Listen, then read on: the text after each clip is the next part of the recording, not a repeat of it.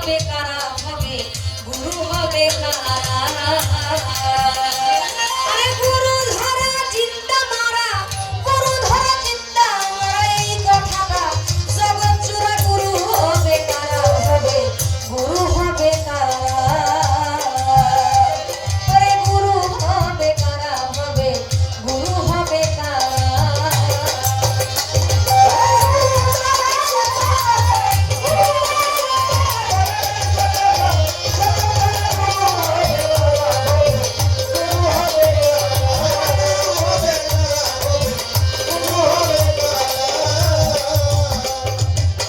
গুরুর কি গুরুত্ব আছে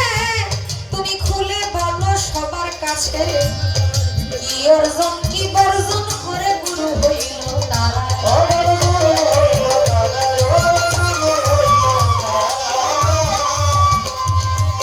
গুরু শব্দের অর্থ কি বা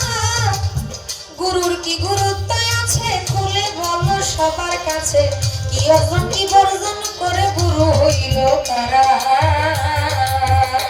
আরে গুরু শব্দের অর্থ কি বা কিভাবে মাঝে না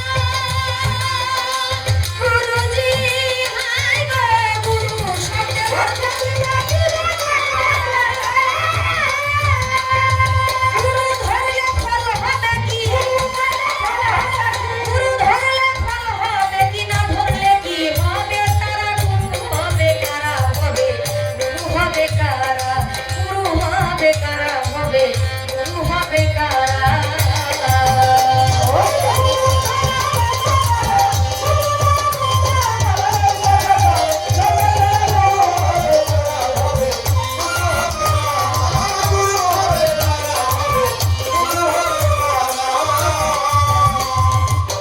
গুরু ধরিব কোথা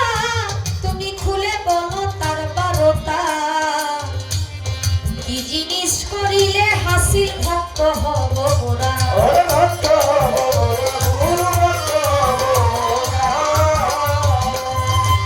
গুরু ধরিব কোথা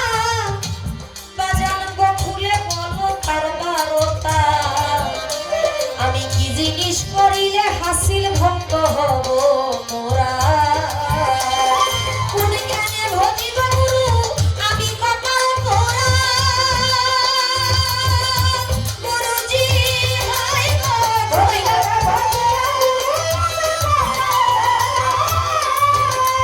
আমি আবার শুনি নাই গো মায়া আবার শুনি নাই গো মায়া আমার নবীর বংশ ছাড়া গুরু হবে কারা হবে গুরু হবে কারা গুরু হবে কারা হবে গুরু হবে কারা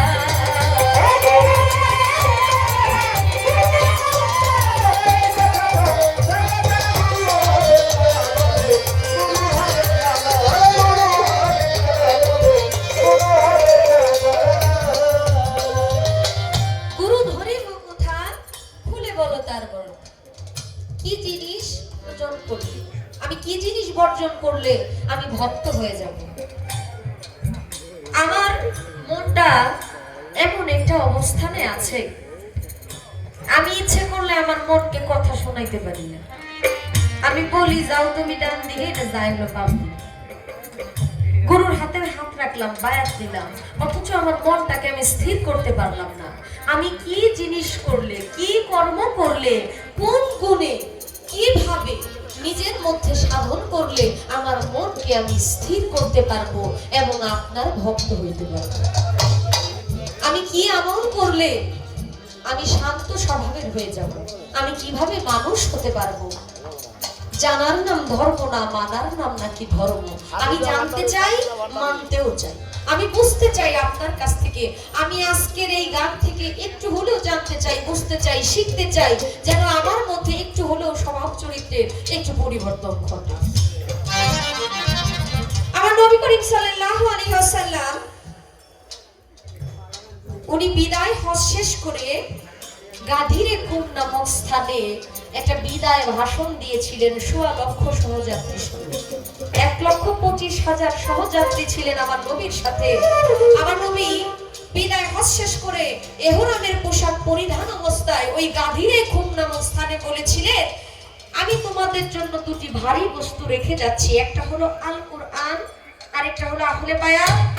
আহলে বায়াত, আহলে বায়াত, আহলে বায়াত আমার নবীর বংশের যারা আহুল যারা নবীর বংশধর যারা, তাদেরকে রেখে গেছে আমাদের সামনে। তবে আমার একটু জানার দরকার, বোঝা দরকার। হে গুরু, আমার নবী বলে গেলেন নবীর আহলের কাছে নিজেকে আত্মসমর্পণ করার জন্য, আহলদের কাছে বায়াত নেওয়ার জন্য। তাহলে আপনি যে আমার গুরু, আপনি কি নবীর বংশধর? যদি আপনি নবীর বংশধর হয়ে থাকেন, তবে কিভাবে নবীর বংশধর হলেন? আর আমি চিনবই কিভাবে এটা নবীর বংশধর কিনা? তাই কবিতার গানে গুরু ধরিব কোথায়, তুমি খুলে বললো তার বারোটা, কি জিনিস করিলে হাসিল ভক্ত হব গোরা,